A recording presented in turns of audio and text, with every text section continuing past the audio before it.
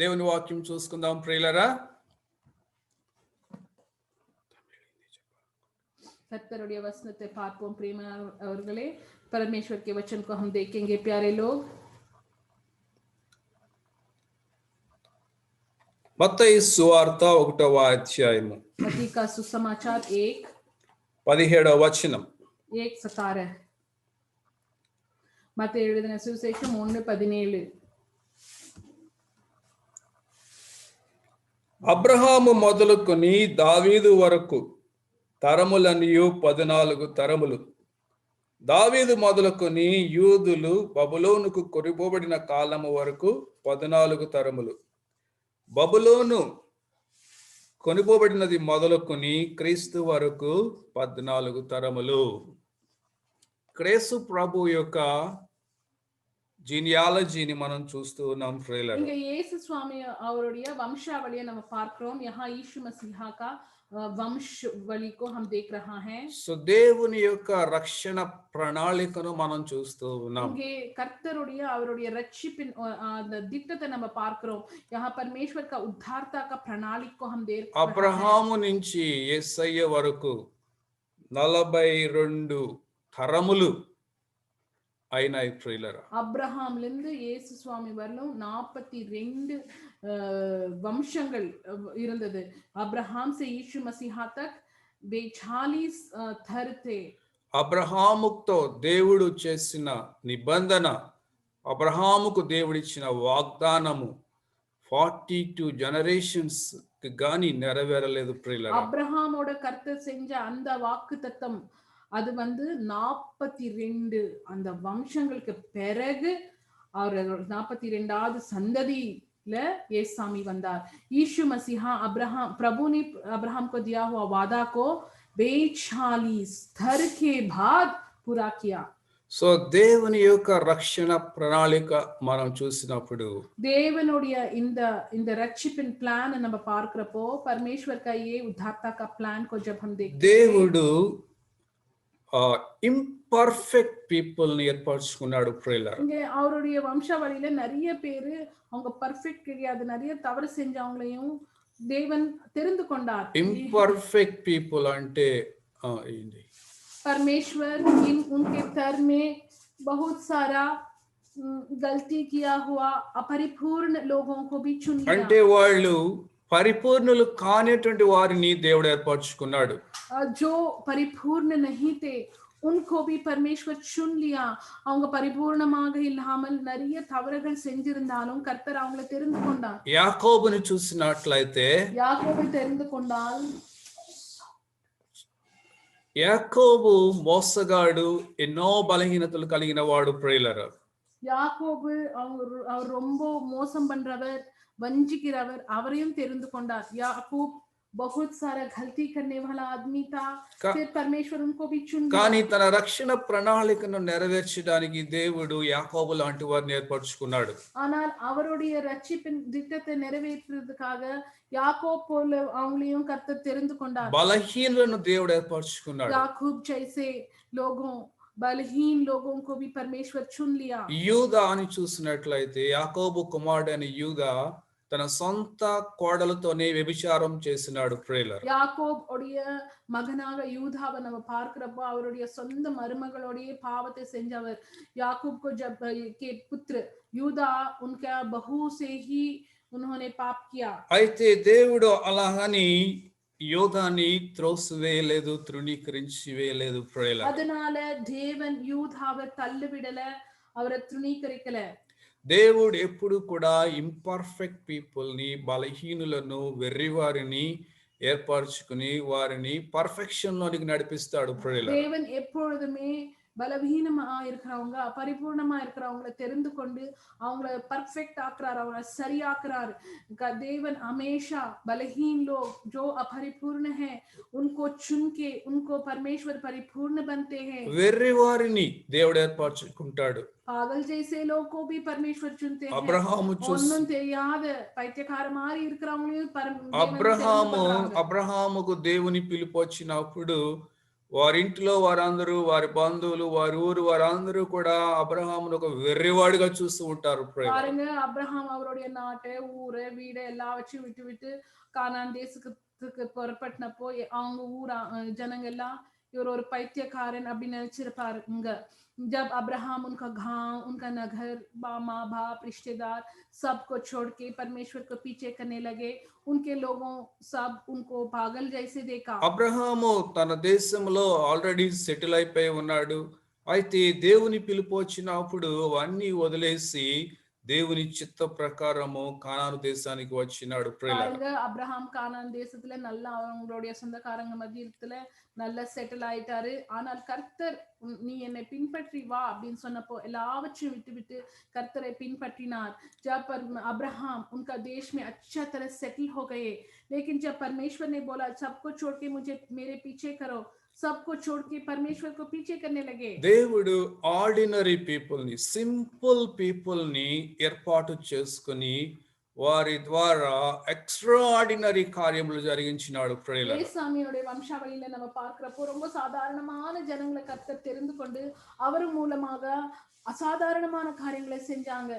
परमेश्वर बहुत साधारण लोग को चुन के उनके द्वारा बहुत असाधारण कार्य करने लगे.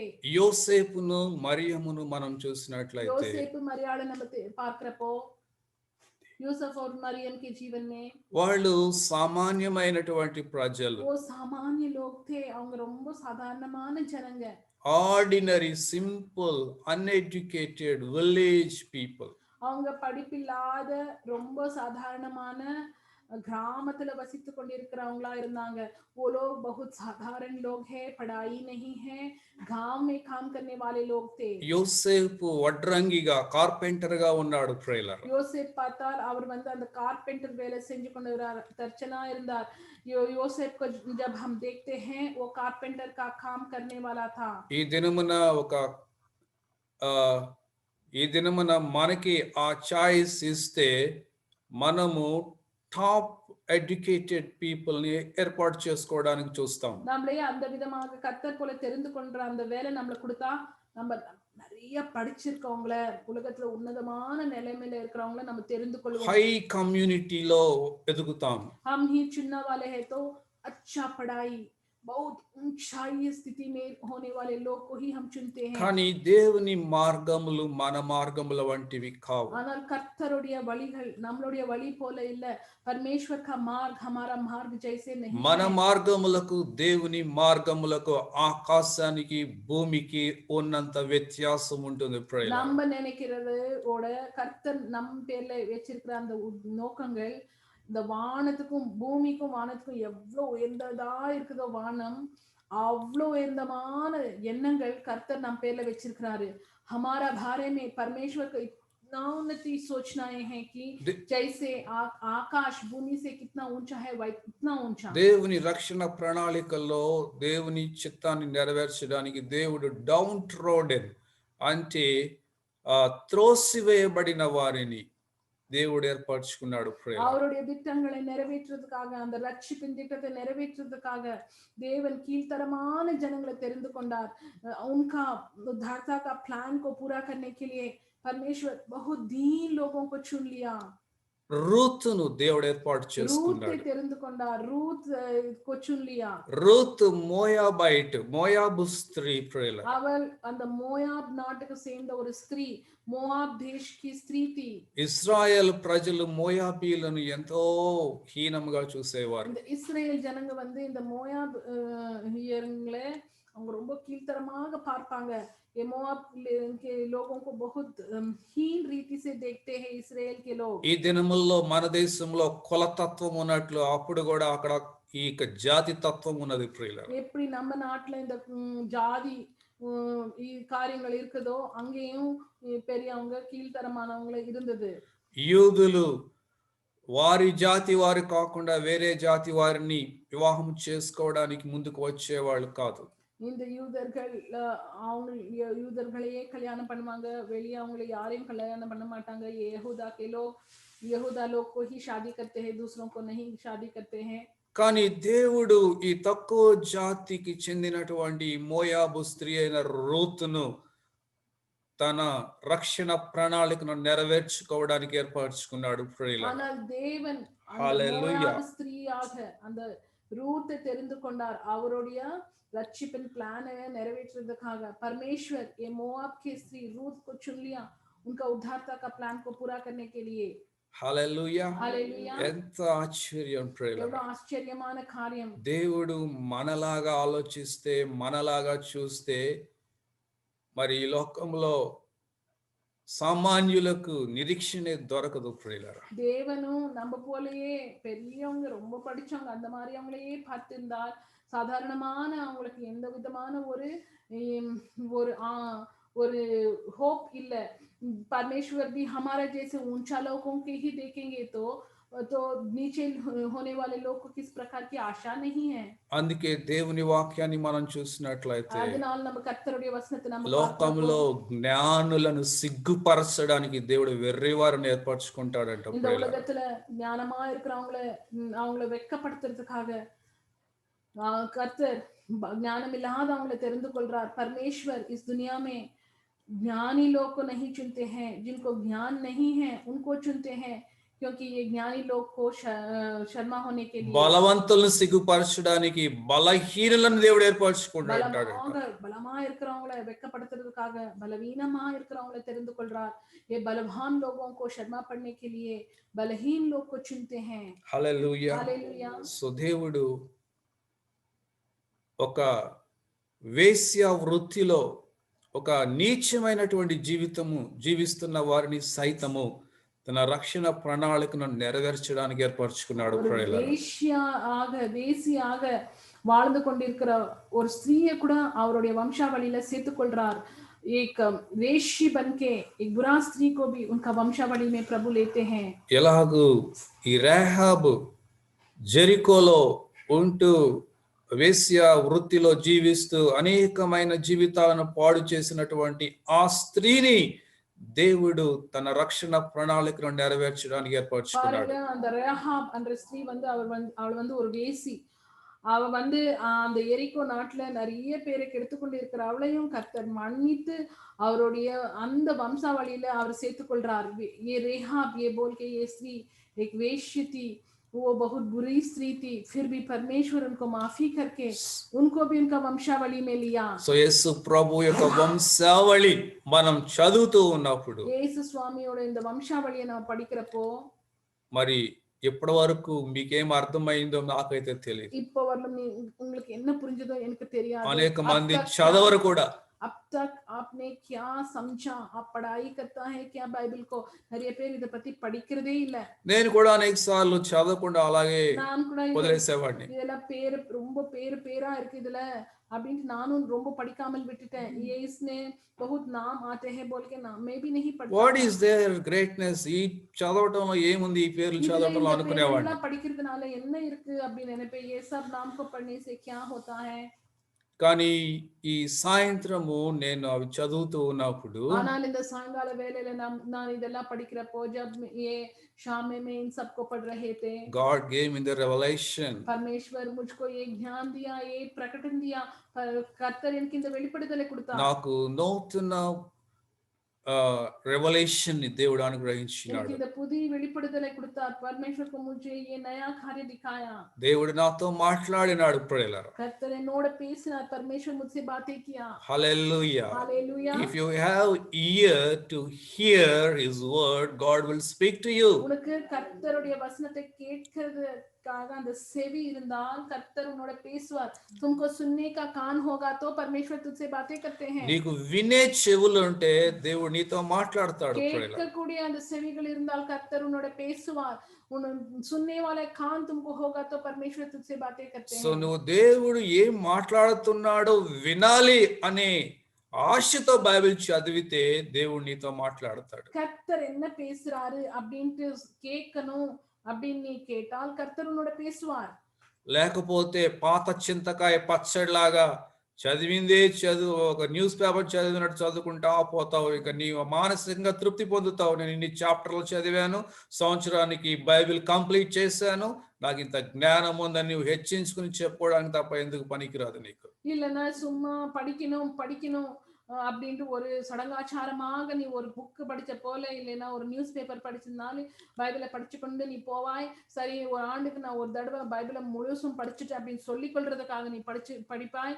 நீ கர்த்தர் சத்தத்தை கேட்கணும்ன்ற ஆசையோட நீ படிக்காமல் போனால் இப்படிதான் இருக்கும். तुम एक आचार जैसे पढ़ेगा, एक साल में मैं बाइबल पढ़ना है बोल के, लेकिन तुम्हारा दिल में परमेश्वर मुझसे क्या बातें करने वाला है बाइबल से बोल के उस दिल से तुम पढ़ना है. ఈ వంశావళి చదువుతూ ఉన్నప్పుడు இந்த வம்சாவளியை படிக்கிறப்போ దేవుడు నాతో మాట్లాడినాడు. கர்த்தர் என்னோட பேசினார். பரமேஸ்வர் मुझसे बातें किया.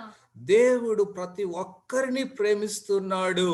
irrespective of their background, their community, their education, their whatever it may be. இதன் மூலமா நான் என்ன தெரிந்து கொண்டனால் கர்த்தர் எல்லாரையும் நேசிக்கிறார். அவங்க எப்படிப்பட்டவங்களாக இருந்தாலும், எந்த மொழி, எந்த ஜாதி, எந்த நாட்டுக்கு சேர்ந்தவங்க கர்த்தர் அதை பார்க்கல. परमेश्वर सबसे प्यार करते हैं. किस भाषा, किस देश का लोग है, कितना पढ़ाई किया है, क्या जाति है, कुछ भी नहीं देखते हैं. మనం భాష చూస్తాం, జాతి చూస్తాం, బ్యాక్గ్రౌండ్ చూస్తాం, ఎడ్యుకేషన్ చూస్తాం, ఇవన్నీ చూస్తాం, కానీ దేవుడు వీటన్నిటిని పట్టించుకోడు. நம்ம ஜாதியா பார்க்கிறோம், படிப்பா பார்க்கிறோம், அந்ததியா பார்க்கிறோம், ஆஸ்திய பார்க்கிறோம், எல்லாமே பார்க்கிறோம். ஆனா கர்த்தர் அது எல்லாவற்றையும் பார்க்க மாட்டேன்றார். हम तो जाति देखते हैं, कितना पढ़ाई किया है, कितना पैसा है, कितना अंतस्त है, सब कुछ हम देखते हैं. परमेश्वर वैसे नहीं देखते हैं. There is no partiality with God. ఈ వంశావళి చూసినప్పుడు దేవుడు దగ్గర ఎటువంటి పక్షపాతము లేదు అని నాకు అర్థమైంది. இன்னொன்னு என்ன புரிஞ்சுக்கொண்டேன்னா, இந்த வம்சாவளியை பார்க்க அவர்கிட்ட எந்த விதமான பட்சபாத்தம் கிடையாது. அவர் எல்லாரையும் சமமா பார்க்கிறவர். परमेश्वर के पास पक्षपात नहीं है. सबको एक ही रीति से देखते हैं. హల్లెలూయా. హల్లెలూయా. ఇంకొకటి దేవుడు నాతో మాట్లాడాడు. God needs everyone. దేవునికి ప్రతి ఒక్కరు కావాలి తన యొక్క రాజ్యమును కట్టుకోవడానికి. அவருடைய வேலை, அவருடைய ராஜ்யத்தை கட்டுறதுக்காக எல்லாரும் தேவை கர்த்தருக்கு. उनका राज्य बनने के लिए, उनका सेवा करने के लिए सब लोग चाहिए परमेश्वर को. हालेलुया. हालेलुया. हालेलुया. దేవుడు పేతురు, యోహాను లాంటి చేపలు పట్టుకునే వారిని అన్ఎడ్యుకేటెడ్ పీపుల్ ఏర్పరచుకున్నాడు. இந்த பேதுரு, யாக்கோப் போல படிப்பில்லாத இந்த மீன் பிடிக்கிறவங்களே தெரிந்து கொண்டார். परमेश्वर याकूब, यूहन्ना जैसे पढ़ाई नहीं है, मछली पकड़ने वाले मछुआरों को भी परमेश्वर चुन लिया. గమలీయేలు పాదముల యొద్ద చదువుకున్నటువంటి ఎంతో జ్ఞానముతో, లోక జ్ఞానముతో నిండిన సౌలు లాంటి వ్యక్తులను దేవుడు వాడుకొని పౌలుగా మార్చినాడు. அதே சமயத்துல நிறைய படிச்சு ரொம்ப ஞானம் இருந்த பவுல் போல கமலியல் பாதத்துல படிச்ச பவுலையும் கர்த்தர் சவுலையும் பவுலா மாத்தி அவர் தெரிந்து கொண்டார். பவுல் अच्छा पढ़ाई किया. परमेश्वर गमलियल के पाद के पास बैठ के उनको भी चुन लिया. సో దేవుడు మన యొక్క బ్యాక్గ్రౌండ్ బట్టి, మన యొక్క ఎడ్యుకేషన్ క్వాలిఫికేషన్ బట్టి, మన యొక్క ఉద్యోగాన్ని బట్టి దేవుడు మనల్ని అన్నడు డిస్పైజ్ చేయడు. ప్రియులారా, తృణీకరించడు, ప్రక్కన పడవేయడు. நம்மளுடைய படிப்பு, உங்களுக்கு படிப்பு இல்ல, ஞானம் இல்ல அப்படின்னு நம்மள விட மாட்டாரு. पढ़ाई नहीं किया, उनके पास ज्ञान नहीं है बोल के हमको नहीं छोड़ते हैं. హల్లెలూయా. హల్లెలూయా. హల్లెలూయా. హల్లెలూయా. సో ఇంకా దేవుడు నాతో మాట్లాడిన విషయం చూస్తే, இன்னொரு காரியத்தை நம்ம பார்க்கிறப்போ, దేవుడు ఈ యొక్క యేసు ప్రభు యొక్క వంశావళి చూసినప్పుడు, యేసుస్వామిயோட இந்த వంశావళిயை நம்ம பார்க்கிறப்போ దీనత్వము గల వారిని దేవుడు ఏర్పరచుకున్నాడు. ప్రియులారా, ताழ்மையா இருக்கிறவங்க கர்த்தர் தெரிந்து கொண்டார். दीन लोग, विनयता से होने वाले लोग को चुन लिया. హల్లెలూయా. హల్లెలూయా. సో దేవుని యొక్క కనుదృష్టిలో మనం పడాలి అంటే మనకు కావాల్సింది దీనత్వము కలిగిన హృదయం. கர்த்தருடைய கண் பார்வை நம்ம மேல படணும் அப்படின்னா நமக்கு தேவையான ஒரே குவாலிஃபிகேஷன் வந்து நம்ம தாழ்மையா இருக்கணும். परमेश्वर का दृष्टि हम पर गिरना है तो हमको चाहिए दीनता और विनयता. ఎవడు దీనుడై నా మాట విని వణుకుచు ఉండునో వానినే నేను దృష్టిస్తూ ఉన్నాను అంటూ ఉన్నాడు. யார் தாழ்மையா இருந்து என்னுடைய வசனத்தை கேட்பாங்களோ அவங்களே நான் தெரிந்து கொள்வேன் அப்படின்னு கர்த்தர் சொல்றார். जो मुझे भय मान के मेरा वचन मानते हैं उनको मैं चुन लेता हूं. సో దేవుని వాక్యము ఎడల మనకి భయము, భక్తి, గౌరవము ఉన్నట్లయితే దేవుని యొక్క కనుదృష్టి మన మీద ఉంటుంది. கர்த்தருடைய வசனத்து மேல அவருடைய கௌரவம் அதுபடி நடக்கக்கூடிய ஒரு இருதயம் இருந்தால் அவருடைய கண் பார்வை நம்ம மேல இருக்கும். परमेश्वर को मान के हम दीन से रहेगा तो परमेश्वर का दृष्टि हम पर गिरेंगे. దేవుని యేసు ప్రభు యొక్క వంశావళి చూసినప్పుడు கர்த்தருடைய இயேசுவோட இந்த వంశవళిని நம்ம பார்க்கறப்போ వారు ఆరంభములో వాళ్ళు ఎలాంటి పరిస్థితుల్లో ఉన్నప్పటికీ దేవుని యొక్క దర్శనం వాళ్ళకి కలిగినాక వాళ్ళు ఎంతో దీనులుగా మార్చబడినారు ప్రియులారా. அவங்க வந்து முதல் அவங்க ரொம்ப எப்படி இருந்தாலும் கர்த்தருடைய வெளிப்படுதல் அவங்க வந்த பிறகு அவங்க ரொம்ப தாழ்மையானவங்களா மாறிவிட்டாங்க. ओ कितना जैसे लोग होने पर भी परमेश्वर का आंख उन पर पड़ने के बाद वो बहुत दीन बन गए. సౌలు పౌలుగా మారిన తర్వాత సౌలు పౌలా మారిన పిறகு సౌల్ పౌల్ बनने के बाद ఎంత దీనుడిగా జీవించినాడు. ఎవ్వరో తాழ்மையுள்ளவரா வாழ்ந்தார். कितना दीन से जिया. he never తనకున్న డిగ్రీలు తనకు ఈ లోకంలో ఉన్నవన్నీ నష్టపరుచుకుని వాటిని పెంట కుప్పతో సమానంగా చూస్తున్నానని చెప్పినాడు. இந்த உலகத்துல இருக்கிற இந்த அந்த டிகிரிகள் அவருக்கு இருக்கிற படிப்பு எல்லாவற்றும் அவர் என்ன சொல்றாரு, நான் குப்பையா என்ற அப்படின்றாரு. उनका होने वाला पढ़ाई सब बड़ा कार्य को क्या बोल रहे हैं, मैं धूल से उसको सम्मान करता हूँ. అనేక మంది దేవునిలోకి వచ్చినా కూడా ఆ పెంట కుప్పను అలాగే వెనకాల మోసుకుని వస్తూ ఉన్నారు. நிறைய பேரு கர்த்தருக்குள்ள வந்த பிறகும் உங்களுக்கு இருக்கிற அந்த டிகிரி அந்த படிப்பு அந்த ஜாதி எல்லாவற்றையும் அப்படியே கொண்டு வருவாங்க. उनका पढ़ाई उनका जाति सब कुछ वैसे ही लेके आते हैं. ఇంకొక విషయం దేవుడు నాతో మాట్లాడినాడు ఈ సాయంకాలం. కార్యం కర్తర్ పేసినార్. ఎవరైతే they are willing to suffer for God అలాంటి వారిని దేవుడు ఏర్పాటు చేసుకుంటాడు.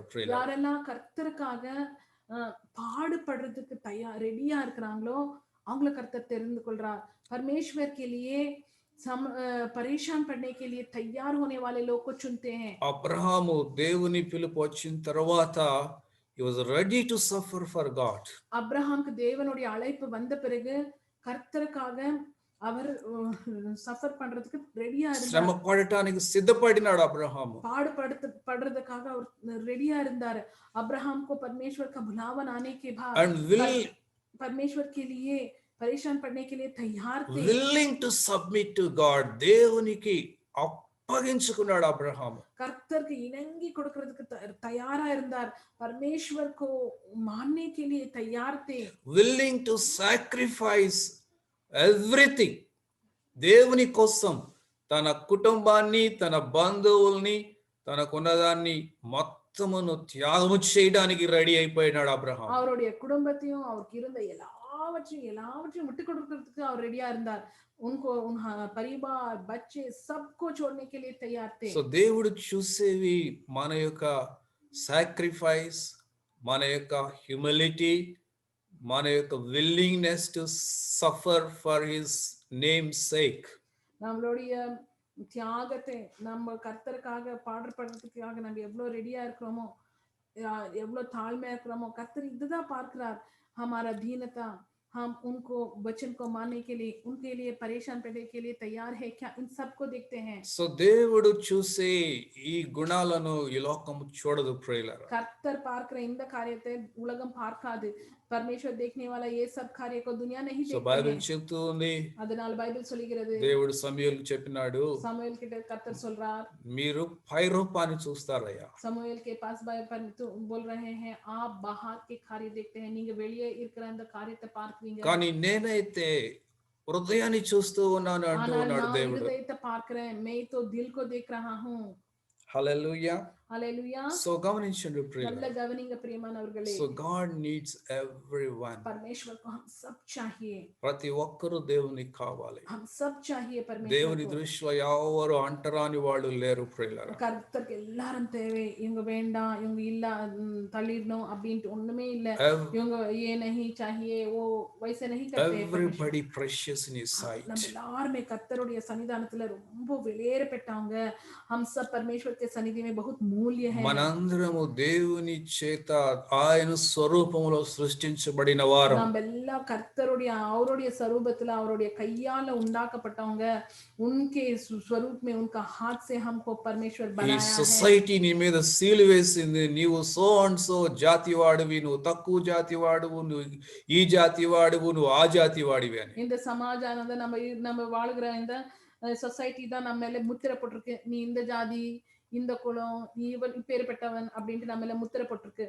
हम जीने वाला ये समाज ही हम पर ये मुद्र डाला है, तुम इस जाति का है, तुम ये है वो है बोल के. But in the sight of God, దేవుని దృష్టిలో ஆனால் கர்த்தருடைய பார்வையில परमेश्वर की दृष्टि में all are equal, అందరూ సమానమే. எல்லாருமே ஒண்ணா இருக்கிறோம். हम सब एक ही है. Hallelujah. Hallelujah. So we have such great God. நம்மளுக்கு இவ்வளவு ஒரு பெரிய தேவன் இருக்கிறார். ఎంత గొప్ప దేవుడు మనకున్నాడు ప్రియులారా. परमेश्वर है.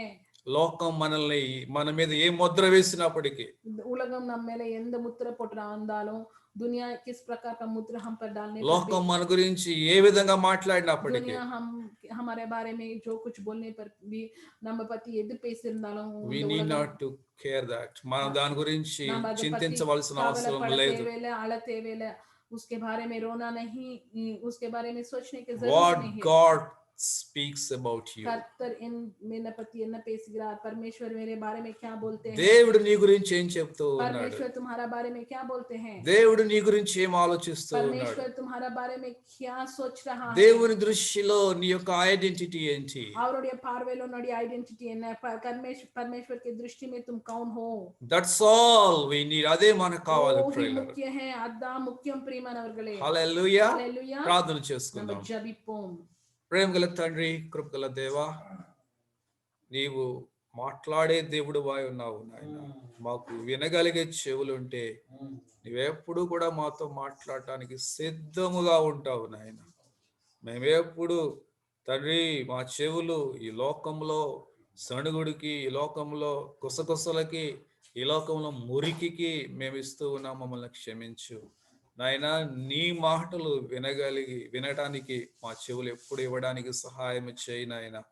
తండ్రి, నీ యొక్క వంశావళి చూసినప్పుడు ఎలాగూ తండ్రి వెర్రి వారిని, ఎన్నిక లేని వారిని, బలహీనులను, త్రోసివేయబడిన వారిని, తక్కువ జాతి వారిని నాయన ఈ లోకంలో తండ్రి మనుషులు తృణీకరించబడిన వారిని ఏర్పాటు చేసుకుని ఎలాగూ వారి ద్వారా లోక రక్షకుడిని ఈ లోకానికి తీసుకుని వచ్చి నీ రక్షణ ప్రణాళికను నాయన యొక్క ఇంపర్ఫెక్ట్ పీపుల్ని మీరు పర్ఫెక్ట్ గా మార్చి నాయన రక్షణని లోకానికి తీసుకుని వచ్చినందుకు మీకు వందనాలు, స్తోత్రములు. నిజముగా నీవు కూడా నాయన ఈ లోకంలో మనుషుల్లాగా ఆలోచిస్తే, ఈ లోకంలో ఉన్న మనుషుల్లాగా నీవు కూడా చూస్తే నాలాంటి వారికి నిరీక్షణ లేదు నాయన నా తండ్రి. కానీ మా మార్గాలు నీ మార్గాలు వంటివి కావు నా తండ్రి. మా తలంపుల వంటివి కావు నీ తలంపులు. నీ తలంపులు ఎంతో ఉన్నతమైనవి నాయన తండ్రి. మీకు వందనాలు. We need you. మేమందరం మీకు కావాలి ప్రభువా. ఇర్రెస్పెక్టివ్ ఆఫ్ అవర్ బ్యాక్గ్రౌండ్, మా యొక్క బ్యాక్గ్రౌండ్ తో నీకు సంబంధమే లేదు నాయన తండ్రి. You are looking at our heart. ఎవడు దీనుడై విరిగి నలిగిన హృదయము కలిగి నా మాట విని వణుకుచూ ఉంటాడో వానినే నేను దృష్టిస్తూ ఉన్నానని చెప్పినావు ప్రభువా. మా తండ్రి మీకు వందనాలు. నీ వాక్యం మా హృదయంలో పనిచేయనివ్వమని క్రీస్తు నామములో అడిగి వేడుకొనుచున్నాము తండ్రి. ఆమేన్. మన తండ్రి అయిన దేవుని ప్రేమ, కుమారుడైన యేసుక్రీస్తు యొక్క కృప, పరిశుద్ధాత్మ యొక్క అన్యోన్య సహవాసం ఇప్పుడు ఎల్లప్పుడూ మనందరికీ తోడుగా ఉండును కాక. ఆమేన్.